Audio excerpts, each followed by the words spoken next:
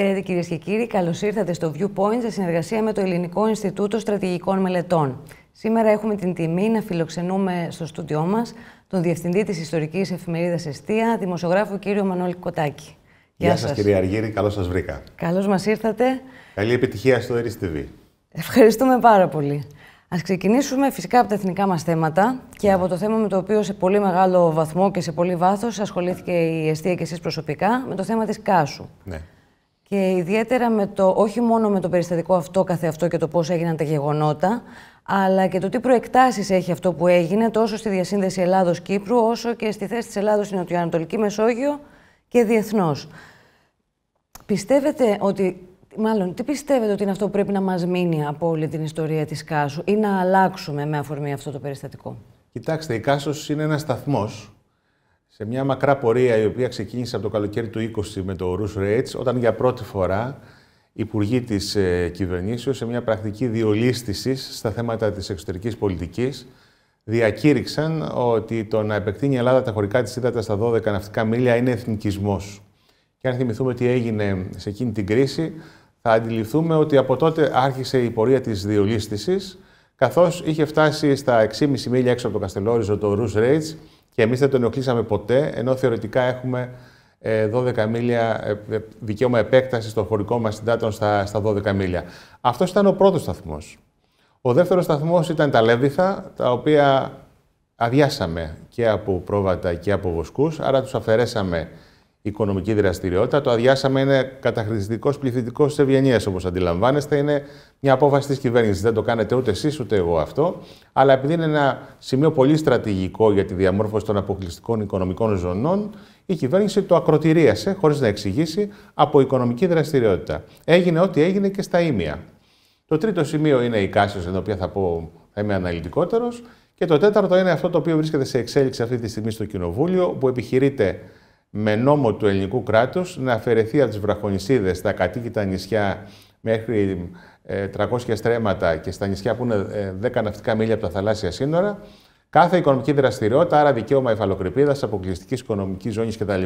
Όλο αυτό το μπουκέτο που σας περιγράφω, αυτό θα δικάσει το Διεθνές Δικαστήριο της Χάγης, αν προσφύγουμε, κύριε Αργύρη. Γι' αυτό έχει σημασία και γι' αυτό επιμείναμε στην Κάσο και σε όλα τα υπόλοιπα. Τώρα, στην Κάσο.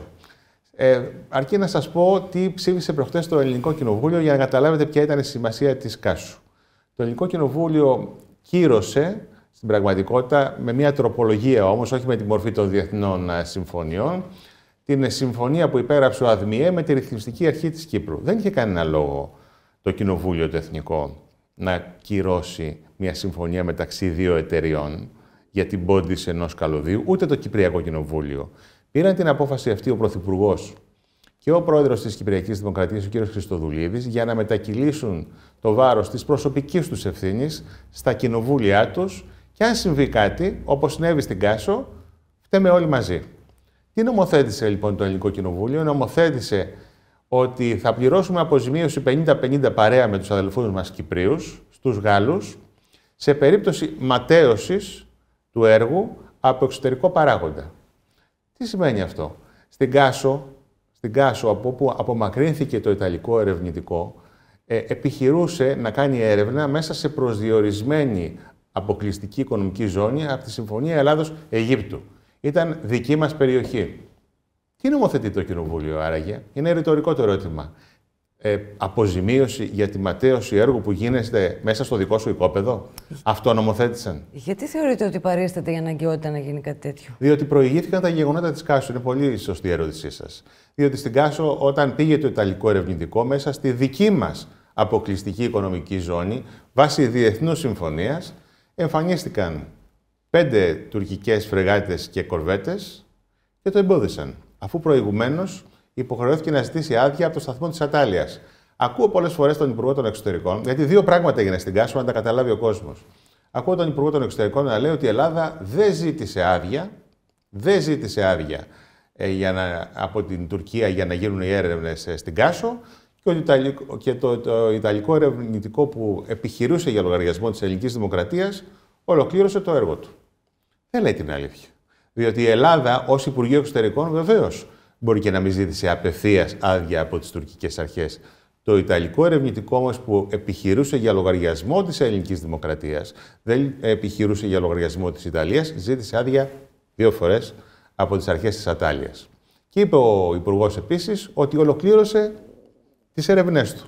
Μα με άρθρο του ο ίδιος ο καθηγητής Ροζάκης, εξαπορρίτων και έμπιστος συνομιλητής του Πρωθυπουργού, μέσα στο καλοκαίρι, το οποίο η εστία έκανε πολύ μεγάλο θέμα, αποκάλυψε ότι προφανώς και φύγαμε άρον-άρον, γιατί τα 5 τουρκικά πλοία περικύκλωσαν, κύριε Αργύρη, το Ιταλικό ερευνητικό που είχε ελληνική σημαία, για τα δικά μας τα συμφέροντα έδινε μάχη εκείνη τη στιγμή, και το έδιωξαν από ελληνική περιοχή. Γιατί κατά αυτούς είναι τουρκολιβικό μνημόνιο. Ενώ τα πλοία του ελληνικού πολεμικού ναυτικού, μία κανονιοφόρος και η φρεγάτα νικηφόρος Φωκάς, είχαν διαταγή αδρανίας. Ήταν εκεί δηλαδή και παρακολουθούσαν από μακριά το έγκλημα. Αυτό έγινε στην Κάσο. Στην πραγματικότητα λοιπόν εδώ τίθεται ένα ερώτημα, θα το θέσω όσο πιο ομά γίνεται. Όταν το Ελληνικό Κοινοβούλιο έρχεται και λέει ότι μπορεί να ματαιωθεί αυτό το έργο από εξωτερικό κίνδυνο, από εξωτερικό παράγοντα, σε ελληνική περιοχή όταν γίνεται η έρευνα για την πόντιση του καλωδίου, μήπως εμέσως ομολογεί στην καλύτερη περίπτωση ότι η περιοχή είναι αμφισβητούμενη? Μήπως ευθέως ομολογεί στη χειρότερη περίπτωση ότι αναγνωρίζει το τουρκολιβικό μνημόνιο, το οποίο σύμφωνα με τον Υπουργό Εξωτερικών παράγει αξιώσεις και στην περιοχή? Είναι συγκλονιστικό. Βεβαίως πέρασε αδιάφορα, ότι σαν ένα ελαφρύ επεισόδιο, ελαφρών βαρών. Δεν ήταν καθόλου βαρύ επεισόδιο. Ήταν επεισόδιο βαριάς κυριαρχίας. Γι' αυτό και εμείς από την εστία ρωτήσαμε ευθέως τον Πρωθυπουργό, αλλά δεν πήραμε απάντηση. Διατάξατε, κύριε Πρωθυπουργέ, τον αρχηγό ΓΕΘΑ, τα πλοία τα οποία θα σπεύσουν τα ελληνικά εκεί στην περιοχή να έχουν διαταγή αδρανίας και να μην αντιδράσουν? Δεν πήραμε απάντηση ποτέ από τον Πρωθυπουργό, παρά ένα non-paper από το ΓΕΘΑ που χαρακτήρισε το σενάριο όχι ψευδές, όχι συκοφαντικό, απλώς εφάνταστο. Μιλώντας για τα θέματα εθνικής άμυνας, πρόσφατο επεισόδιο ήταν η παρουσία του Υπουργού Άμυνας στο Καστελόριζο, την ημέρα που ξεκίναγε η διδασκαλία της Γαλάζιας Πατρίδας στην Τουρκία, που στην ουσία είπε το αυτονόητο όσον αφορά τη γραμμή της χώρας. Κάτι που όμως δεν έκανε, και μια στάση μακριά από αυτήν κρατάει το Υπουργείο Εξωτερικών, που είναι το πλέον αρμόδιο για τέτοια ζητήματα. Θεωρείτε ότι αυτό το χάσμα των απόψεων μεταξύ των δύο Υπουργείων στην ίδια κυβέρνηση επηρεάζει την ισχύ της χώρας και την εικόνα της χώρας διεθνώς, και πώς? Κοιτάξτε, ο Πρωθυπουργός και ο Υπουργός Εξωτερικών και το Υπουργείο Εξωτερικών χαράσει, σύμφωνα με το Σύνταγμα και τους νόμους, την εξωτερική πολιτική. Ο Υπουργός Άμυνας, το Υπουργείο Άμυνας και οι ένοπλες δυνάμεις εφαρμόζουν αυτή την πολιτική στην πράξη. Άρα, αν υπάρχει κάποιος υπόλογος για το γεγονός ότι οι Τούρκοι αυτή τη στιγμή βρίσκουν και τα κάνουν, και κάθε φορά που πηγαίνουν Έλληνες αξιωματούχοι, όχι μόνο ο Υπουργός Εθνικής Άμυνας στο Καστελόριζο, αλλά οπουδήποτε, φωνάζουν ότι δεν πρέπει να πηγαίνει κανείς εκεί γιατί στο μυαλό τους είναι αποστρατιωτικοποιημένη περιοχή. Για την νομιμοποίηση αυτού του πολιτικού λόγου, τη στιγμή που είμαστε σε συνθήκη ειρήνης, φιλίας κτλ., όπως κάποιοι φαντάζονται, ο πραγματικός υπόλογος, κυρία Αργύρη, είναι το Υπουργείο των Εξωτερικών. Το Υπουργείο Εξωτερικών δίνει τον τόνο. Εάν το Υπουργείο Εξωτερικών θέλει λοιπόν να δώσει τον τόνο και να πει αυτά τα οποία πρέπει, υπάρχει το κόκκινο τηλέφωνο το οποίο συμφώνησαν οι ηγεσίες.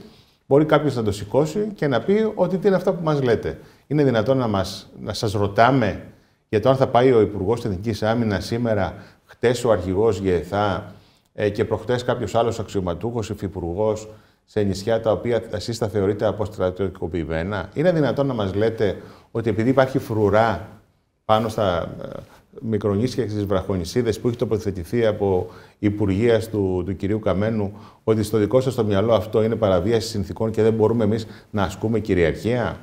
Η απάντηση λοιπόν στο ερώτημά σας είναι ευθεία για το ζήτημα της εθνικής ισχύως. Από τον Υπουργό των Εξωτερικών εξαρτάται. Συνολικά και συνοπτικά, οι κινήσεις που γίνονται το τελευταίο καιρό στα εθνικά θέματα, στα ελληνοτουρκικά ζητήματα, για την ακρίβεια, μπορείτε να μας πείτε πώς τις αποτιμάτε? Δηλαδή, θεωρείτε ότι είναι σε μια σταθερή κατεύθυνση, σε μια υποχωρητική κατεύθυνση? Θεωρείτε ότι υπάρχει κάτι συγκεκριμένο που θα πρέπει να αλλάξουμε ή να βελτιώσουμε? Κοιτάξτε, την επομένη της υπογραφής της Συμφωνίας Διακήρυξης Ειρήνης και Φιλίας με τους γείτονές μας, στις 9 Δεκεμβρίου, βρέθηκα στην Αλεξανδρούπολη και την παρουσίαση του βιβλίου μου. Η εστία είχε κυκλοφορήσει τότε με τον τίτλο «Σύμφωνο εγκατάλειψη εθνικών θέσεων». Και τότε κάποιο κορυφαίο τέλεχος της Νέας Δημοκρατίας με κάλεσε για να μου διαμαρτυρηθεί ότι σπέβδω, προεξοφλώ. Απάντησα ήρεμα ότι αν εγώ κάνω λάθος, το λάθος το δικό μου δεν θα το πληρώσει κανείς άλλος εκτός από μένα. Εγώ θα καταστώ στην πορεία του χρόνου, όπως και κάθε άλλος δημοσιογράφος που υποστηρίζει κάτι τέτοιο, αναξιόπιστος.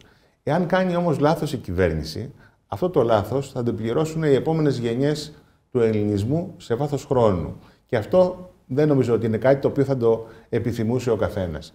Τι έχει συμβεί από τις 9 Δεκεμβρίου που υπεγράφει το σύμφωνο? Μία συνεχής διολίσθηση.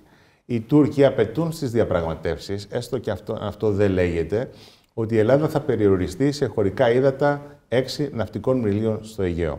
Δηλαδή αυτά που είμαστε σήμερα. Και τίποτε άλλο. Αναγνωρίζουν 12 μόνο στην ηπειρωτική Ελλάδα. Γιατί το κάνουν αυτό, κύριε Αργύρη? Γιατί ο βασικός τους στόχος είναι να αποκτήσουν σε πρώτη φάση υφαλοκρηπίδα και δικαίωμα αποκλειστικής οικονομικής ζώνης δυτικά των νησιών μας, αλλά επειδή γνωρίζουν ότι δεν υπάρχει στο Αιγαίο πετρέλαιο, τουλάχιστον με τα δεδομένα αυτή τη στιγμή, ο στόχος τους απότερος δεν είναι αυτός. Ο στόχος τους είναι η διχοτόμηση του Αιγαίου. Δηλαδή να αποκτήσουμε συνδιαχειριστή στο Αιγαίο και να ανατραπεί ένα status quo αιώνων, όπου η Ελλάδα ελέγχει αυτή τη στρατηγική θάλασσα που έχει τεράστια σημασία και για τα Βαλκάνια και για τη Μέση Ανατολή. Σας έχω φέρει μαζί μου, επειδή γιορτάζει τα γενέθλιά της η Νέα Δημοκρατία και πολλοί επικαλούνται αυτές τις μέρες, όλοι τακτικά πίνουν νερό στο όνομα του Κωνσταντίνου Καραμανλή. Σας έχω φέρει το 12ο τόμο των αρχείων του, όπου εκεί δημοσιεύονται με επιμέλεια του πρέσβη του κ. Μολυβιάτη τα απόρριτα μέχρι να εκδοθούν τα αρχαία σημειώματα από τις συνομιλίες που είχε ο Κωνσταντίνος Καραμανλής με τον πρόεδρο Μπούς όταν επισκέφθηκε την Αθήνα το 1991. Να δείξω τον τόμο για λόγους τηλεοπτικούς. Αυτός είναι ο 12ος τόμος. Επειδή λοιπόν στη Νέα Δημοκρατία σήμερα άκουσα προχτές και τον πρόεδρο του Κοινοβουλίου να μεταφέρει δήλωση του Πρωθυπουργού και να λέει ότι είμαστε όλοι καραμανλικοί. Για να δούμε λοιπόν τι σημαίνει να είσαι καραμανλικός με βάση τα λόγια του ιδίου του Κωνσταντίνου Καραμανλή. Ο Κωνσταντίνος Καραμανλής λοιπόν στη συνομιλία που είχε με τον πρόεδρο Μπούς, σας τα μεταφέρω τώρα grosso modo για να μην διαβάζω αναλυτικά, είχε πει ότι το Αιγαίο είναι κατοχυρωμένο από τη συνθήκη της Λοζάνης, αλλά απαντώντας σε μία παρατήρηση του παρισταμένου τότε συμβούλου του Μπούς, του στρατηγού Σκράουκοφτ, αν το διαβάζω σωστά, είπε ότι αν οι Τούρκοι πάρουν υφαλοκρηπίδα μεγαλύτερη της εκτάσεως που δικαιούνται, τότε τα ελληνικά νησιά θα ενταχθούν στο χώρο της Τουρκίας. Απάντησε ο Κωνσταντίνος Καραμανλής. Και έτσι διασπάται η εθνική ενότητα της Ελλάδος. Το πεζόμενο λοιπόν, όπως επίσης και σε άλλη φράση του ο πρόεδρος Καραμανλής, είπε ότι αν γίνει αυτό, διχοτομείται η ελληνική επικράτεια. Το πεζόμενο λοιπόν στο Αιγαίο, όταν συζητάμε για την αποκλειστική οικονομική ζώνη, όταν συζητάμε για την υφαλοκρηπίδα για να καταλάβουν οι Έλληνες, είναι ότι μια θάλασσα την οποία ελέγχουμε για αιώνες, κάποιοι θέλουν να μπουν συνεταίροι σε αυτήν. Και κάποιοι οι οποίοι όχι απλώς θέλουν να μπουν συνεταίροι, αλλά που για δεκαετίες είναι επιθετικοί απέναντί μας. Μπορεί προς καιρός να είναι φιλικοί, για δεκαετίες είναι επιθετικοί. Θέλουν να μπουν στο Αιγαίο κάποιοι, οι οποίοι τα νησιά, όταν τα έχασαν από τη συνθήκη της Λοζάνης, ποτέ δεν το χώνεψαν. Και τα μεγάλα νησιά τα θέλουν πίσω κάποια στιγμή, αν εμείς κάνουμε αλυσίδα μεγάλων εθνικών λαθών, για να τα ξαναέχουν στην κατοχή τους. Γιατί ποτέ δεν ήταν ελληνικά. Οι Ινούσες, για να σας πω, αναφέρονται στον Όμηρο. Ο στόχος λοιπόν ποιος είναι των Τούρκων? Να αποκτήσουν ένα δικό τους μεγάλο διάδρομο, θαλάσσιο διάδρομο στο Αιγαίο, στο οποίο να μην χτυπάει τη δική μας πόρτα και να λένε θέλουμε να περάσουμε με αυλαβή διέλευση, όπως το λέμε στο Διεθνές Δίκαιο. Αυτός είναι δικός μας θαλάσσιος διάδρομος, ο οποίος έχει γεννηθεί από το γεγονός ότι η Ελλάδα περιορίζεται στα 6 μίλια και μεγαλώνει ο χώρος για αυτούς. Ο Κωνσταντίνος Καραμανλής, σε αυτή την αποστροφή που σας είπα, είπε στον πρόεδρο Μπούς, Το Αιγαίο είναι κατά 50% ελληνικό, κατά 42% διεθνή ύδατα, δεν υπάρχει κανένα πρόβλημα με τη διεθνή ναυσιπλοεία και κατά 8% τουρκικό. Το ερώτημα λοιπόν για το πολιτικό σύστημα είναι αυτό και είναι ιστορικό. Θα βάλει υπογραφή κάτω από μια τέτοια μεγάλη και μείζωνα ανατροπή που στην πραγματικότητα πλήττει την εθνική ασφάλεια και γύρει τεράστια ζητήματα για τη μείωση του γεωπολιτικού ρόλου της Ελλάδος, αλλά και για τους κινδύνους που μελλοντικά μπορεί να αντιμετωπίσει ο ελληνισμός. Ιδού η Ρόδος, ιδού το πείδημα. Εμείς οι δημοσιογράφοι είμαστε εδώ για να απλώς αποκαλύπτουμε τι ακριβώς συμβαίνει στην πραγματικότητα. Πάμε σε ένα θέμα επικαιρότητας. Επαναρχόμαστε λίγο στο παρόν από την ιστορία. Από το βήμα του ΟΗΕ, ο Πρωθυπουργός μίλησε για υπερίσχυση του παγκόσμιου συμφέροντος έναντι των μικρών εθνικών συμφερόντων και για μια παγκόσμια διακυβέρνηση, governance, αν δεν κάνω λάθος ήταν η λέξη που χρησιμοποίησε. Θεωρείτε ότι υπάρχει κάποιος θεσμός που να ξέρει το παγκόσμιο συμφέρον και αν υπάρχει τέτοιος θεσμός θα οδηγούσε στο ποθούμενο, δηλαδή μια ειρήνη, ή θα οδηγούσε στον περιορισμό των ελευθεριών των ατόμων, ειδικά στις κοινωνίες που έχουν κεκτημένες τις ελευθερίες αυτά τα άτομα? Καταρχάς, αν δείτε το τι γίνεται στη γειτονιά μας, θα συμφωνήσετε νομίζω ότι η ειρήνη δεν είναι κερδοφόρος για τις αμυντικές βιομηχανίες του κόσμου. Θέλω να σας πω, μπορώ να σας το επεκτείνω λίγο αργότερα αυτό. Θέλω να σας πω ότι ο Πρωθυπουργός δεν ανέβηκε μία φορά στο βήμα του Οργανισμού Ηνωμένων Εθνών, ανέβηκε δύο. Γιατί την πρώτη περιορίστηκε στην παγκόσμια διακυβέρνηση, δεν είπε τίποτα για την Κύπρο μας, του ασκήσαμε κριτική και ευτυχώς, και ότι το πιστώνουμε αυτό, ανέβηκε δεύτερη φορά. Τη δεύτερη φορά πράγματι τάχθηκε κατά της διχοτόμησης, είπε όμως διάφορα περίεργα για αυτά που θα ακολουθήσουν στις διαπραγματεύσεις με τον πρόεδρο Ερντογάν, λέγοντας ότι πρέπει να φανούμε γενναίοι. Κοιτάξτε, κύριε Αργύρη, γενναίοι ήταν ο Γιαλοψός και ο Καραθανάσης και ο τρίτος που μου διαφεύγει το όνομά του, και ο τρίτος που μου διαφεύγει αυτή τη στιγμή το όνομά του, και ο Βλαχάκος. Γιαλοψός, Καραθανάσης, Βλαχάκος. Αυτοί ήταν γενναίοι, οι οποίοι υπερασπίστηκαν την εθνική κυριαρχία. Γενναιότητα δεν είναι να πας στις διαπραγματεύσεις και να πεις ότι διαπραγματεύομαι εθνικό χώρο. Θέλω να δούμε στην πράξη, λοιπόν, εάν την παρακαταθήκη που άφησαν τα τρία παιδιά στα Ήμια θα την ακολουθήσουν τα παιδιά, θα την ακολουθήσει η κυβέρνηση στην πολιτική της. Έχασα τα λόγια μου πραγματικά, γιατί όση ώρα σας μιλούσα, ταυτόχρονα σκεφτόμουν ότι τα παιδιά αυτά, όταν εκείνο το βράδυ το κρύο, το δύσκολο στα Ήμια, τους υποδείχθηκε σύμφωνα με πληροφορίες να προσνιωθούν σε τουρκική φρεγάτα, είπαν όχι. Και βρήκαν υγρό τάφο στο Αιγαίο. Και κάθε φορά που το σκέφτομαι, με συγκινεί και χάνω πραγματικά τα λόγια μου. Ελπίζω και οι πολιτικοί μας να τα σκέφτονται και να χάνουν καμιά φορά τα λόγια τους όταν κάνουν καμιά φορά τέτοιες σκέψεις για την εξωτερική μας πολιτική. Στο ερώτημά σας τώρα, για την παγκόσμια διακυβέρνηση. Κοιτάξτε, ήταν ενδιαφέρον αυτό που είπε ο Πρωθυπουργός. Είπε ότι το παγκόσμιο συμφέρον υπερέχει του εθνικού συμφέροντος. Για να κάνουμε την άσκηση στην Ευρώπη. Να ορίσουμε ως παγκόσμιο το ευρωπαϊκό συμφέρον. Τι θα οριζόταν σήμερα ως ευρωπαϊκό συμφέρον? Όλες οι κυβερνήσεις, η γερμανική, η γαλλική, η ελληνική, η ολλανδική, η αυστριακή, όλες οι κυβερνήσεις να πούν ότι πρέπει να σταματήσει αυτός ο πόλεμος, διότι αυτόν τον πόλεμο τον πληρώνουμε ήδη πάρα πολύ ακριβά. Τον πληρώνουν τα νοικοκυριά και τον πληρώνουν οι οικονομίες. Ήδη οι Γερμανοί βλέπουν τη Volkswagen στα πρόθυρα της πτώχευσης. Ήδη επίσης πάρα πολλοί λαοί, βεβαίως έχει πέσει η τιμή του πετρελαίου τώρα, αλλά την πλήρωσαν πάρα πολύ ακριβά με την εκτόξευση των τιμών του φυσικού αερίου στους λογαριασμούς του ηλεκτρικού ρεύματος. Εάν υπάρχει λοιπόν μια πολιτική η οποία θα βοηθούσε το ευρωπαϊκό παγκόσμιο συμφέρον, τη στιγμή που αυτή τη στιγμή τα οικονομάνε, να το πω λαϊκά, οι φίλοι μας και σύμμαχοί μας οι Αμερικανοί με το σχιστολιθικό αέριο και οι αντίπαλοι μας οι Ρώσοι με το δικό τους φυσικό αέριο, ήταν μια πολιτική η οποία θα έβγαζε την Ευρώπη από αυτή τη στενοπό. Βλέπετε εσείς κανένα συντονισμό για ευρωπαϊκή παγκόσμια διακυβέρνηση για να σταματήσει ο πόλεμος, ή βλέπετε περισσότερο κάποιους να θέλουν να μπούμε ακόμα πιο βαθιά στον πόλεμο, ενώ όσο εξελίσσεται δημιουργεί μεγαλύτερα διέξοδα? Όταν λες έναν ορισμό, θα πρέπει να τον εννοείς. Όταν εννοείς ιδιαίτερα τον όρο συμφέρον. Εκτός και αν εννοείς παγκόσμιο συμφέρον, τα κέρδη των πολυεθνικών.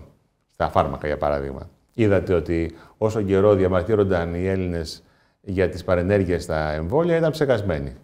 Όταν έμειναν τελευταίες παρτίδες και έπρεπε να αποσυρθούν, τότε κάποιες εταιρείες ομολόγησαν ότι ναι, πράγματι τα εμβόλια είχαν αρνητικές συνέπειες στην υγεία όχι μόνο των Ελλήνων, γενικότερα των παγκόσμιων πολιτών και παρήγαγαν θρομβώσεις. Και τότε αποσύρθηκαν. Ποιος ήταν ο ψεκασμένος στο τέλος, πραγματικά θα ήθελα να το μάθω κι εγώ. Μιλώντας για το συμφέρον και με αφορμή ένα μεγάλο ερώτημα που γεννιέται από την ανάγνωση του βιβλίου σας για η μυστική φάκελη Καραμανλή. Μάλιστα. Το εθνικό συμφέρον, η δυνατότητα της Ελλάδος να χαράξει δική της ενεργειακή στρατηγική ή γενικότερα εθνική πολιτική με γνώμονα το εθνικό συμφέρον. Είναι κάτι το εφικτό ή πάντοτε θα καθορίζεται από τις γεωπολιτικές ισορροπίες στην περιοχή μας και από τις ηγεμονικές δυνάμεις και τα συμφέροντά τους? Είναι εφικτό αρκεί να το πιστεύεις. Και αρκεί να έχεις ένα λαό στρατό, ασπίδα για σένα, να υποστηρίζει αυτό το εθνικό σχέδιο. Αυτό δεν το είχαμε ποτέ εμείς, γιατί πάντοτε μας διαιρούσαν και βασίλευαν. Αλλά όπως βλέπετε το έχουν οι Τούρκοι το τελευταίο διάστημα και τα τελευταία χρόνια. Είναι εφικτό. Είναι εφικτό. Πρέπει να σας πω ότι η στρατηγική Καραμανλή ήταν ούτε αντιαμερικανική, ούτε φιλορωσική. Ήταν μια στρατηγική αντιτουρκική. Αυτό θα πρέπει να το έχουμε υπόψη μας. Ήταν μια στρατηγική η οποία είχε στόχευε να μειωθεί το στρατηγικό βάθος των Δαρδανελίων και η επέκταση του γεωπολιτικού ρόλου της Τουρκίας. Αυτός ήταν ο βασικός στόχος εκείνης της ενεργειακής πολιτικής. Ο Καραμανλής δεν αυτενεργούσε. Δημοσιεύω στο βιβλίο τα απόρριτα πρακτικά από τη Σύνοδο Κορυφής, όπου δείχνει ότι από τα οποία προκύπτει ότι είχε πάρει την άδεια και της Ευρωπαϊκής Ενώσεως και του Πρόντι για να έχει αυτή την πολιτική. Δεν αυτοσχεδίαζε, δεν ήταν δηλαδή ένας μοναχικός καβαλάρης. Δημοσιεύονται μέσα στο βιβλίο τα πρακτικά που λέει ο Πρόντι ότι πρέπει να παίρνουμε πετρέλαιο 1/3 από την Νορβηγία, 1/3 από την Αφρική και 1/3 από τη Ρωσία. Αν πιστεύεις λοιπόν σε μια πολιτική και έχεις τους πολίτες στρατευμένους γύρω σου για να σε υπερασπίζουν, μπορείς, κατά τη γνώμη μου, να την εφαρμόσεις. Τότε ο αντίλογος ποιος ήταν από τους άλλους? Ότι δεν πρέπει να έχει μονοπόλιο η Ρωσία στην Ευρώπη. Μάλιστα. Βέβαια, εκείνη η πολιτική δεν ήταν μονοπωλιακή, γιατί η Ελλάδα είχε φτιάξει και τον αγωγό ITGI που εξυπηρετούσε τα αμερικανικά συμφέροντα. Αλλά ας δεχτούμε ότι δεν πρέπει να υπάρχει μονοπόλιο. Το σημερινό μονοπόλιο, τι είδους μονοπόλιο είναι? Έχουμε μονοπόλιο πια δυτικού φυσικού αερίου αντί του ρωσικού φυσικού αερίου. Είναι η ίδια πολιτική, μόνο το πληρώνουμε 10 φορές ακριβότερο. Θεωρείτε ότι ένα θεσμικό όργανο, κάποιο είδους Συμβούλιο Εθνικής Ασφάλειας ή κάτι που θα διασφάλιζε ένα βάθος χρόνου σε κάτι που είναι υποφελές για τα εθνικά συμφέροντα, θα μπορούσε να είναι εφικτό με τις παρούσες συνθήκες στην Ελλάδα? Θα ήταν ωφέλιμο αρχικά και δευτερευόντως εφικτό? Εννοείται με τη συμμετοχή πολιτικών κομμάτων? Με τη συμμετοχή ειδικών πολιτικών κομμάτων και φυσικά και της κοινωνίας. Χρειάζεται σίγουρα ένας τέτοιος θεσμός με τη συμμετοχή των ειδικών, αρκεί όμως να πατάει στην εθνική ομοψυχία μεταξύ των πολιτικών δυνάμεων και την ομοψυχία βεβαίως της ελληνικής κοινωνίας. Αλλιώς οι ειδικοί μόνοι τους δεν φτάνουν. Πώς και δεν υπάρχει όμως, δεδομένου ότι το πρόβλημα με την Τουρκία είναι πολύ απλή απάντηση. Θέλετε να την ακούσετε? Φυσικά. Νομίζω ότι οι πρωθυπουργοί γενικώς, δεν λέω ειδικώς, αλλά γενικώς θέλουν να εφαρμόζουν μόνοι τους και να χαράσουν εξωτερική πολιτική. Δεν θέλουν συνεταίρο ούτε τους ειδικούς. Πολλές φορές έχουν φωνάξει ειδικούς οι οποίοι με τις απόψεις τους, μόλις ήταν φίλοι τους δυσαρεστούσαν, τους έβγαζαν από το δρόμο τον οποίο ήθελαν να ακολουθήσουν, με συνέπεια να υπάρχουν διαφωνίες και συγκρούσεις. Πολλές φορές στην εξωτερική πολιτική επίσης απαιτείται μυστικότητα. Παλιά το λέγαμε μυστική διπλωματία. Δεν αρέσει στους πρωθυπουργούς να μοιράζονται τα μυστικά τους για το τι θέλουν να κάνουν από τώρα μέχρι το... Σκεφτείτε τώρα στη φάση που ήμασταν, να έπρεπε ο πρωθυπουργός να ενημερώσει για αυτό το οποίο σχεδιάζει να κάνει με τον πρόεδρο Ερντογάν τον Ιανουάριο, να ενημερώσει για τα επόμενα βήματα. Δεν θα του άρεσε καθόλου. Πάμε τώρα στα εσωτερικά, τα πολιτικά, τα κομματικά. Βλέπουμε μια τεράστια απόσταση ανάμεσα στα κόμματα και την κοινωνία. Δηλαδή μια συνολική απόρριψη του πολιτικού συστήματος, πτώση στα ποσοστά της κυβέρνησης. Μια κατάσταση που εσείς θα θέλαμε να μας την περιγράψετε καλύτερα στο τι επικρατεί στην αντιπολίτευση γενικά. Θεωρείτε ότι αυτό επηρεάζει την ισχύ της χώρας? Καταρχάς, θα θέλαμε να μας πείτε σε τι εκτιμάτε ότι οφείλεται, δευτερευόντως, αν επηρεάζει την ισχύ της χώρας και αν αντιστρέφεται και με ποιο τρόπο. Την ισχύ της χώρας δεν ξέρω, δεν είμαι σίγουρος, υπό την έννοια ότι τα κόμματα συμφωνούν στις βασικές αρχές, στις κατευθυντήριες γραμμές της εξωτερικής πολιτικής, έστω και αν αυτές, κατά τη γνώμη μου, οδηγούν σε λάθος αποτελέσματα. Αλλά, εν πάση περιπτώσει, υπάρχει συνεννόηση στα βασικά μεταξύ της Νέας Δημοκρατίας, του ΣΥΡΙΖΑ και του ΠΑΣΟΚ. Από εκεί και πέρα όμως υπάρχει ένα πολύ μεγάλο ζήτημα, κυρία Αργύρη, που αφορά το επικοδόμημα συνολικά. Δεν αφορά μόνο την κυβέρνηση, αφορά όλους τους θεσμούς. Υπάρχει στην πραγματικότητα η αίσθηση στην κοινωνία ότι η κυβέρνηση, τα κόμματα, εμείς τα μέσα ενημέρωσης, τμήμα της δικαιοσύνης, τμήμα της διανόησης, δεν θέλω να είμαι αφοριστικός, τμήμα της εκκλησίας, τράπεζες, έχουμε γίνει μια παρέα. Ότι έχει καταργηθεί η διάκριση των εξουσιών και έχουν συγχωνευθεί οι εξουσίες και αλληλοεξυπηρετούνται.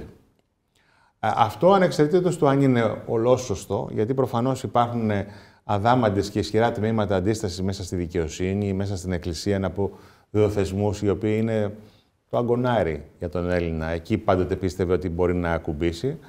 Αυτό έχει δημιουργήσει μια πολύ πικρή ατμόσφαιρα στο εκλογικό σώμα, η οποία εκφράστηκε για πρώτη φορά με τη συμπεριφορά των Ελλήνων, μεγαλύτερων, μεσαίων και μικροτέρων, στις πρόσφατες ευρωεκλογές. Ακούω πολλούς να λένε ότι οι ευρωεκλογές είναι δευτερεύουσα αναμέτρηση, άρα δεν έχει καμία σημασία η αποχή.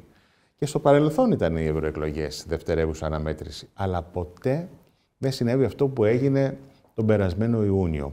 Να ψηφίσουν οι λιγότεροι. Η Ελλάδα δεν είναι μια τυχαία χώρα. Είναι η χώρα που γέννησε τη δημοκρατία.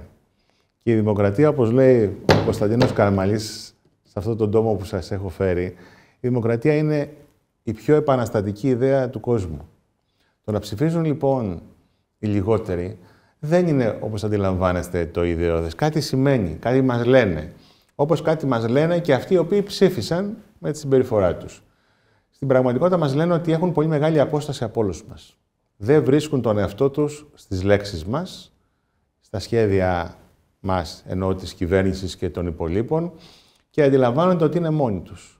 Αν έπρεπε να κάνουν μια αυτοκριτική σε εμάς στα μέσα ενημέρωσης, αυτή είναι ότι σταδιακά ο κόσμος μας βλέπει, αλλά δεν ξέρω αν μας εμπιστεύεται. Μας διαβάζει, αλλά δεν ξέρω αν μας ακούει. Και τις περισσότερες φορές, περισσότεροι έχουν την αίσθηση μέσα στην πολιτική ελίτ ότι ισχύουν τα παλαιά ιδιώματα. Δηλαδή ότι ελέγχω 5 κανάλια, ελέγχω ενδεχομένως κάποια κεντρικά site και νομίζω ότι διαμορφώνουν την ατζέντα και ότι καθαρίσαμε. Η ιστορία του γάμου των ομόφυλων ζευγαριών έδειξε, ανεξαρτήτως τώρα αν συμφωνεί κανείς ή διαφωνεί, δεν είναι το ζήτημα αυτό, ότι αυτό πια δεν ισχύει. Ότι περίπου επί 5 μήνες κανοναρχούνταν οι Έλληνες από τη μία άποψη, είχε αποκλειστεί, είχε εξαφανιστεί εντελώς η δεύτερη άποψη, πέρασε η πρώτη άποψη στο Κοινοβούλιο, αλλά κέρδισε η δεύτερη άποψη στις εκλογές. Η Νέα Δημοκρατία έπαθε πάρα πολύ μεγάλη ζημιά. Αυτό δείχνει τα όρια της επιρροής των μέσων ενημέρωσης αυτή τη στιγμή στην ελληνική κοινωνία. Και αυτό το οποίο γίνεται αντιληπτό, για όσους μπορεί να γίνει αντιληπτό, είναι ότι οι Έλληνες πια έχουν φτάσει σε μια μορφή επικοινωνίας και ενημέρωσης, η οποία είναι σχετικά πολιτικά πρωτόγονη.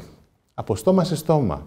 Δηλαδή δεν εμπιστεύονται πια ένα μέσο ενημέρωσης, απλώς εμπιστεύονται πρόσωπα, όσα θεωρούν ότι τους λένε την αλήθεια, εμπιστεύονται πληροφορίες που επίσης μεταδίδονται από πρόσωπα και τις μοιράζονται μέσω Facebook, μέσω του παλαιού Twitter, X κτλ. Μηχανισμών ή από στόμα σε στόμα στα καφενεία. Αυτό είναι μια τεράστια ανατροπή, την οποία αν κανείς δεν τη συνειδητοποιήσει, απλώς θα υποστεί τις συνέπειές της. Όπως τεράστια ανατροπή είναι να απέχει από τις εκλογές ένας ψηφοφόρος μεγάλης ηλικίας. Όταν απέχει ένας άνθρωπος ο οποίος μια ζωή πηγαίνει από την εκκλησία στο εκλογικό κέντρο, εκλογικό τμήμα και μετά στο καφενείο και παρακάμπτει τον ενδιάμεσο σταθμό και πηγαίνει από την εκκλησία κατευθείαν στο καφενείο, αυτό είναι μια επαναστατική πράξη για ένα συντηρητικό ψηφοφόρο και δείχνει αυτό το οποίο έρχεται. Στην πραγματικότητα η πολιτική δεν εμπνέει και δεν μπορεί να κινητοποιήσει τα όνειρα των Ελλήνων αυτή τη στιγμή. Τι θεωρείτε ότι είναι αυτό το οποίο έρχεται? Δηλαδή έχει νόημα σήμερα να μιλάμε για δεξιά, για αριστερά και αν όχι, αν πρέπει να... Ποιος είναι ο σημερινός ορισμός της δεξιάς και της αριστεράς? Θα σας πω. Αυτές τις μέρες πάλι με αφορμή τα γενέθλια της Νέας Δημοκρατίας ακούω πολλά στελέχη, τον ίδιο τον Πρωθυπουργό, το κάνει πολύ τακτικά, όταν τον βολεύει βεβαίως, να χρησιμοποιεί μια φράση από την ιδρυτική διακήρυξη του Κωνσταντίνου Καραμανλή, ότι είναι παραπλανητικές οι ετικέτες δεξιά, αριστερά και κέντρο. Με τη διαφορά ότι ξεχνάει να την πει ολόκληρη. Πότε είναι παραπλανητικές οι ετικέτες δεξιά, αριστερά και κέντρο? Όταν υπηρετούνται τα αληθινά συμφέροντα του έθνους. Πάνω λοιπόν σε αυτήν την ολοκληρωμένη φράση, πραγματικά μπορεί κανείς να πει ότι μπορεί να συναντηθούν, διατηρώντας αυτοτελώς, όχι καταργώντας όμως, τις ταυτότητές τους, και η δεξιά και η αριστερά και το κέντρο. Ο κύριος Μητσοτάκης, από ό,τι φαίνεται στα χρόνια που διακυβερνά, θέλει να ενώσει τα λεγόμενα μεταρρυθμιστικά τμήματα της δεξιάς, της αριστεράς και του κέντρου. Όμως υπάρχουν και τα πατριωτικά τμήματα. Γι' αυτό και είπα στην ομιλία μου στο Πολιτικό Μουσείο ότι ο πατριωτισμός είναι το καινούργιο πολιτικό σύνορο. Υπάρχουν δηλαδή δυνάμεις και μέσα στην Νέα Δημοκρατία και μέσα στο ΠΑΣΟΚ και μέσα στην αριστερά, ακόμα και στο Κομμουνιστικό Κόμμα Ελλάδος, και δεν εννοώ δυνάμεις σε επίπεδο στελεχών, εννοώ τον κόσμο. Που λέμε πράγματα που ενώ στο παρελθόν οι ίδιοι άνθρωποι δεν θα κάθονται στο καφενείο να πιούν καφέ, να ανταλλάξουν καλημέρα, όταν κάποτε ήθελαν να μας διαιρούν για να βασιλεύουν αυτοί, τώρα καταλαβαίνουν ότι υπάρχει σύμπτωση απόψεων για αυτά τα οποία λέγονται για την πατρίδα μας.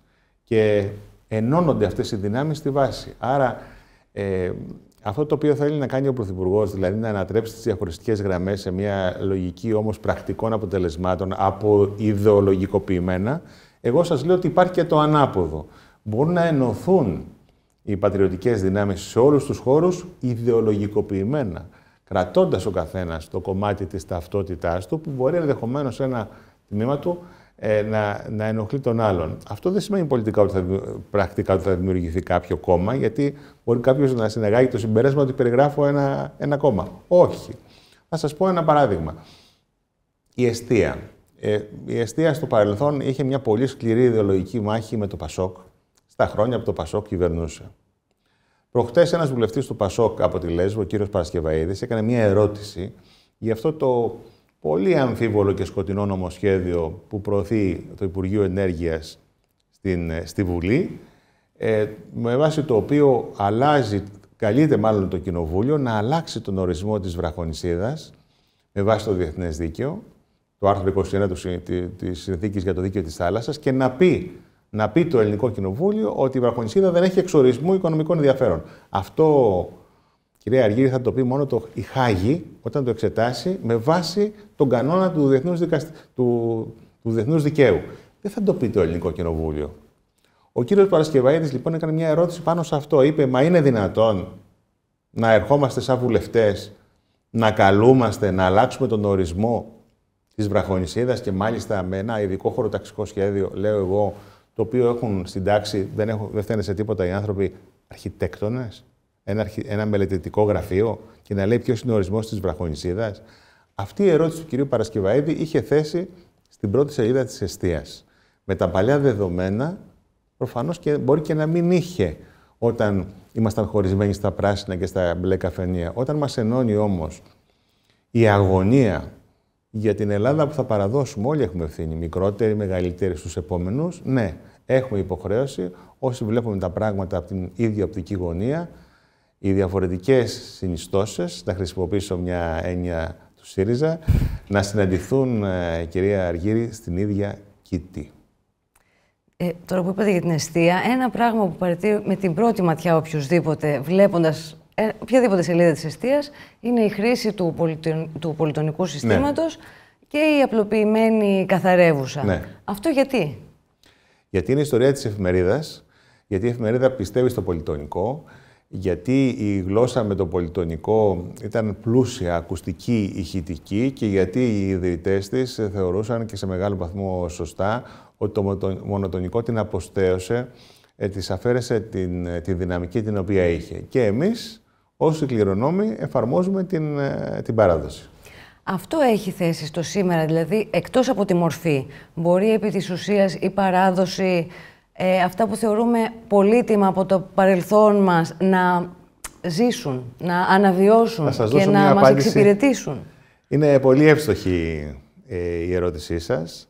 Η Νέα Δημοκρατία, κάθε φορά που γίνεται αυτή η συζήτηση, πάλι επικαλείται μια ρίση του Κωνσταντίνου Καραμαλή από την ιδρυτική διακήρυξη, ότι από την παράδοση κρατάμε ό,τι αξίζει, αλλά υιοθετούμε και νεωτερικές πρακτικές. Δεν το είχε πει έτσι βεβαίως ο αείμνηστος, αλλά αυτό ήταν το νόημα. Κοιτάξτε, προφανώς έχει νόημα η παράδοση για δύο λόγους. Πρώτον, η παράδοση τι είναι? Είναι όλες οι καινοτομίες του παρελθόντος. Αν γυρίσουμε δηλαδή τον χρόνο πίσω, τη στιγμή που όλα αυτά υιοθετούνταν ήταν οι καινοτομίες. Και μετά έγιναν παράδοση και μας παραδίδονται, γι' αυτό έχει αυτό το νόημα η λέξη, το παράδοση από το παραδίδω, σε εμάς τους υπόλοιπους για να τη συντηρήσουμε. Άρα εμείς πολλές φορές αντιδρούμε στην κατάργηση της παράδοσης και δίνουμε μάχη για τη διατήρησή της, δεν είναι, ξέρετε, για μια προγονολατρία. Έχει γράψει κάτι πάρα πολύ ωραίο η Πρωθυπουργός Ιταλίας, η Μελώνη, στην αυτοβιογραφία της, κυκλοφορεί και στα ελληνικά. Λέει, δίνουμε πολύ μεγάλη μάχη για την παράδοση, γιατί ξέρουμε πως αν καταστρέψεις κάτι από τα έτοιμα, πόσο δύσκολο μετά είναι να το φτιάξεις από την αρχή. Και όταν κάποιοι το επιχειρούν αυτό, ξέρετε, είναι πολύ λύπηρο. Να σας πω και κάτι ακόμα, το οποίο το έχω γράψει στο παρελθόν. Υποτιμούν πράγματι πολλές φορές την παράδοση κάποιοι, όταν βλέπουν διαφόρους συλλόγους, χορευτικούς, παραδοσιακές, χορεσιές. Έτσι, η κυρίαρχη ελίτη και η διανόηση τα θεωρεί και λίγο kits, είναι λίγο ξένα προς αυτήν. Κοιτάξτε, επειδή συζητάμε σήμερα για το Αιγαίο, στις αυλές, στις ασβεστομένες αυλές, στα νησιά του Αιγαίου, αλλά και σε ολόκληρη την Ελλάδα, όλο το καλοκαίρι, κάθε χρόνο ζούμε μικρές ελληνικές Bilderberg, μυστικές λέσχες. Εκεί δηλαδή που ο παππούς και η γιαγιά μαθαίνει το εγγόνι να χορεύει τον νησιώτικο χορό ή τον ιππιρωτικό χορό. Με κλαρίνο, με ούτι, με βιολί. Πολλοί δεν καταλαβαίνουν και δεν μπορούν να συνειδητοποιήσουν τι είναι αυτό που αυτά τα πράγματα τα κρατάει ζωντανά όταν στον κυρίαρχο λόγο, με εξαίρεση το κανάλι της Βουλής, ενδεχομένως λείπουν από παντού και έχουν εξαφανιστεί και έχουν αποβληθεί ως ντεμοντέ, δηλαδή η ελληνική παράδοση. Την αλήθεια, κυρία Αργύρη, θα τη βρείτε σε αυτές τις μικρές ελληνικές Bilderberg του Αιγαίου, αλλά και της υπόλοιπης Ελλάδας, στα πανηγύρια της Παναγίας, όπου κάθε χρόνο ξαναανασταίνεται ο ελληνισμός. Αποσυναρμολογείται και συναρμολογείται ξανά από την αρχή. Και ξαφνικά τον βλέπουν μπροστά τους και λένε, μα πώς είναι δυνατόν να υπάρχει τόσο μεγάλη ευαισθησία για την πατρίδα, πώς είναι δυνατόν τόσο να δακρύζουν για χορούς, για τραγούδια, τα οποία για μας είναι πολύ ντεκαντάνς και ξεπερασμένα και προωθούμε κάτι άλλα, τα οποία τώρα μην τα σχολιάσω. Εκεί είναι το μυστικό του ελληνισμού, στην ψυχή του. Αυτοί που το υποτιμούν, το βρίσκουν μπροστά τους και θα το βρίσκουν μπροστά τους εσαΐ. Αυτά τα ντεμοντέ για κάποιους, διαχρονικά για κάποιους άλλους, στοιχεία ήπιας ισχύως, ας πούμε, η γλώσσα, τα σύμβολα, τα πρότυπα, η παράδοση, θεωρείτε ότι αρκούν για να αντισταθούν σε αυτή τη χειλοποίηση της κοινωνίας που θέλει να επιφέρουν κινήματα σαν το walk, για παράδειγμα, ή θα πρέπει να βρούμε νέους τρόπους? Αρκούν για να μείνει αναμένο το κερί, στην πρώτη φάση. Αυτός είναι ο στόχος. Μιλάτε για τη γλώσσα. Αν ψάξουμε να βρούμε το αγγλικό λεξιλόγιο, θα βρούμε, δεν είμαι ακριβής αυτή τη στιγμή στον αριθμό, αλλά αν τον θυμάμαι σωστά, τουλάχιστον 120.000 λέξεις στο αγγλικό λεξιλόγιο. Είμαστε αυτή τη στιγμή σε τηλεοπτικό σταθμό. Τι σημαίνει television? Από πού προκύπτει το television? Μήπως δεν υπάρχει το αρχαίο ελληνικό επίρρημα τηλέ, που σημαίνει από μακριά? Πώς το υιοθέτησαν αυτό οι Άγγλοι? Αυτό δεν σημαίνει μια απαρχή της αγγλικής γλώσσας, ότι έχει ρίζες ακόμα και στην ελληνική γλώσσα? Αυτό δεν θα πρέπει να μας κάνει περήφανος για αυτό που είμαστε, για την κληρονομιά την οποία έχουμε? Πρέπει να έρχονται άλλοι να την ανακαλύπτουν, άλλοι να βλέπουν πάνω σε τι χρυσάφι καθόμαστε εμείς οι Έλληνες και άλλοι να το εκμεταλλεύονται? Όχι. Είναι δική μας δουλειά, δική μας αποστολή αυτό, και στο μέτρο που μπορεί η εστία το κάνει. Θεωρείτε ότι αυτό το χρυσάφι πάνω στο οποίο καθόμαστε, όπως λέτε, αυτά τα στοιχεία πολιτισμού, μπορούν να βελτιώσουν και έμπρακτα με κάποιο τρόπο και σχέδιο τη ζωή των ανθρώπων, ή είναι κάτι το οποίο όσοι έχουν την πολυτέλεια να μην πρέπει να βγάλουν τα προς το ζήν, να ασχολούνται μαζί τους? Κοιτάξτε, χρησιμοποιείτε τον όρο βελτίωση. Δεν χρειάζεται. Θα σας πω κάτι που μου έρχεται πολύ αυθόρμητα. Ο αείμνηστος πατέρας μου με τη μητέρα μου κάθε χρόνο κάνουν μια λειτουργία σε ένα εκκλησάκι στην Αίγινα. Έκανε ο πατέρας μου στις 3 Σεπτεμβρίου. Όπου πάντοτε συγκεντρωνόταν αρκετός κόσμος και μετά, εάν εγώ δεν προλάβαινα να είμαι εκεί ή ο αδερφός μου, γιατί οι υποχρεώσεις στην Αθήνα είναι πάρα πολύ σκληρές, με έπαιρνε τηλέφωνο και η μητέρα μου και ο πατέρας μου με πολύ μεγάλη χαρά για να μου πούν πώς έκοψαν το πρόσφορο, πώς ήπιαν καφέδες με τον κόσμο, τι είπαν, πώς ασβέστωσαν το εκκλησάκι κτλ. Όταν τον άκουγα, όταν τους άκουγα και τους δύο, αισθανόμουν και το αισθάνομαι και τώρα που το βιώνω κι εγώ, ότι αυτοί οι άνθρωποι δεν ψάχναν για βελτίωση. Είναι οι πιο πλούσιοι άνθρωποι του κόσμου. Γιατί είχαν μέσα τους, στην καρδιά τους, την Ορθοδοξία, που κάποιοι θέλουν να την πολεμήσουν με τη woke agenda, κάποιοι, ότι αυτοί οι άνθρωποι έχουν μέσα τους την ελληνικότητα. Ο πατέρας μου ήταν στην Κύπρο, στην μάχη του 1963, στη Μανσουρά, αν θυμάμαι καλά, και αυτά μας τα μετέδωσαν, όπως και οι δικοί σας γονείς ενδεχομένως, και οι γονείς όλων των Ελληνοπούλων στα παιδιά τους. Ο ελληνισμός αναγεννάται διαρκώς και ανατροφοδοτείται. Η μάχη η οποία δίδεται από τα έξω είναι, δεν ξέρω αν την είπε αυτή τη φράση ο Κίσιγκερ ή αν δεν την είπε, αλλά και ακόμα αν δεν την είπε, σίγουρα πάντα επιχειρούν να την εφαρμόσουν, ότι είμαστε δυσκολοπειθάρχητοι. Δεν είμαστε δυσκολοπειθάρχητοι. Είμαστε ένα ελεύθερο πνεύμα, σαν λαός. Δεν είμαστε ξυπνότεροι από τους άλλους, ούτε το έχουμε στο DNA μας αυτό, ότι είμαστε ξυπνότεροι από τους άλλους. Απλά όταν ζούμε σε μια πατρίδα η οποία έχει ζήσει κατοχές, εμφυλίους, δικτατορίες, ακροτηριασμούς κτλ., είμαστε πια ένας έμπειρος ιστορικά λαός και ξέρουμε τι θέλουμε. Και αν από τα δικά μου τα χείλη βγαίνουν λέξεις για τα εθνικά θέματα ή από τα δικά σας ή από τον καλεσμένο σας, αυτές, κυρία Αργύρη, δεν είναι δικές μας λέξεις. Είναι λέξεις που έρχονται από τους προγόνους μας, από πάνω. Αν διαβάσετε την ασκητική του Καζαντζάκη, το λέει ο Καζαντζάκης πάρα πολύ ωραία, καλύτερα από ό,τι το λέω εγώ. Ότι κάθε φορά που φωνάζεις, που οργίζεσαι, ένας προγονιός σου μουγκαλιέται, λέει, μέσα σου.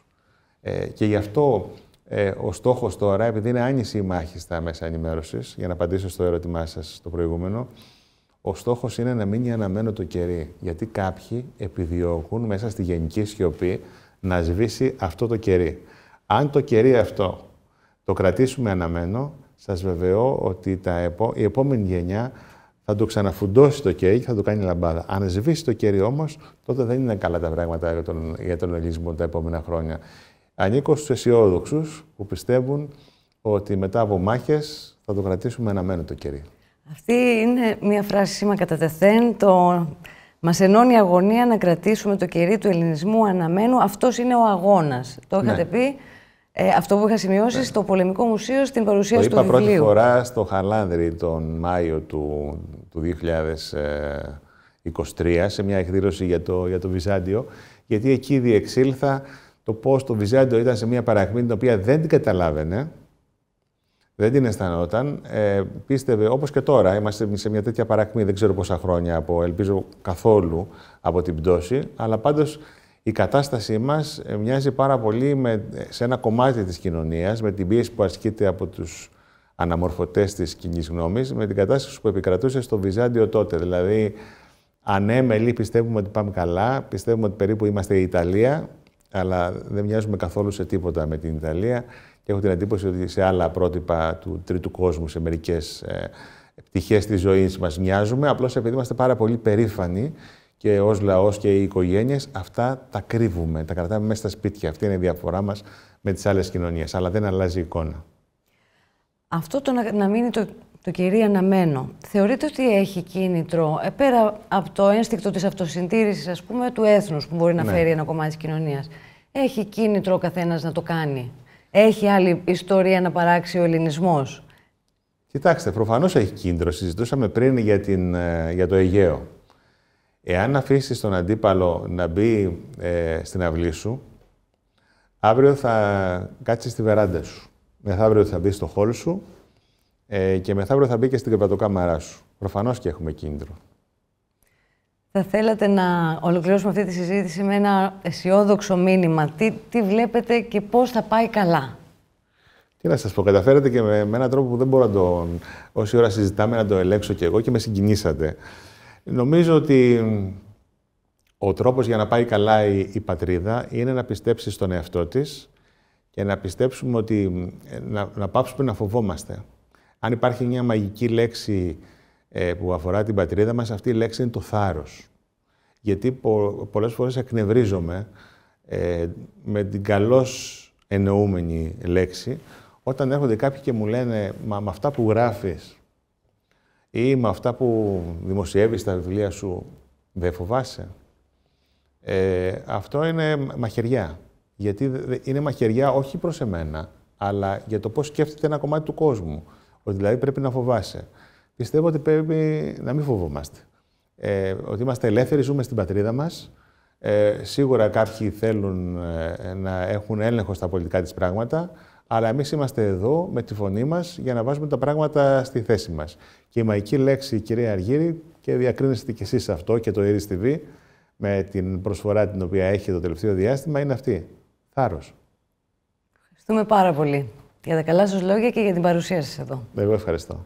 Κυρίες και κύριοι, ευχαριστούμε και εσάς για τον χρόνο και την προσοχή σας. Εάν θέλετε να στηρίξετε το ΕΛΙΣΜΕ, μπορείτε να το κάνετε με τη συνδρομή σας και τη συμμετοχή σας. Οδηγίες γι' αυτό θα βρείτε στην περιγραφή και στην ιστοσελίδα του Ινστιτούτου. Εάν θέλετε να στηρίξετε και το κανάλι μας, κάντε εγγραφή, αφήστε το σχόλιο σας και μοιραστείτε το περιεχόμενό μας.